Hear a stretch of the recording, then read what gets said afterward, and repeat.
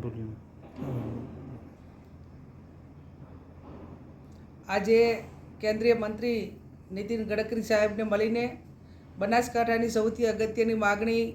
Palanpur aroma circle ઉપર જે bridge બનાવવાની ડિમાન્ડ હતી એમનો લેટર લખીને આજે એમને આપ્યો છે. ખૂબ સારી રીતે રિસ્પોન્સ આપીને ગુજરાતના જે અધિકારીઓ હતા એમને સૂચના પણ આપી છે.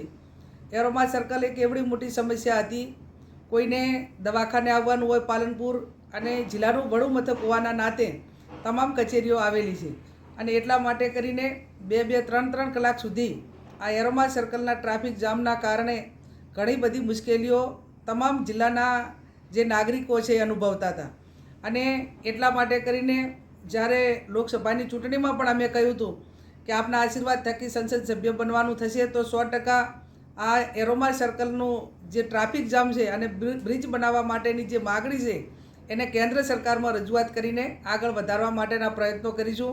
મંત્રીએ ખૂબ સારો રિસ્પોન્સ આપ્યો છે. બનાસકાંઠાની જનતા વતી એમનો હું આભાર માનું છું. એમને બાયપાસ અથવા બ્રિજ બેમાંથી પહેલું શું બનાવવું એ માટે પણ મને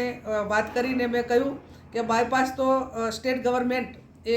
મંજૂર પણ કર્યો છે, પણ ખેડૂતો ક્યાંક ને ક્યાંક એમની પોતાની જમીન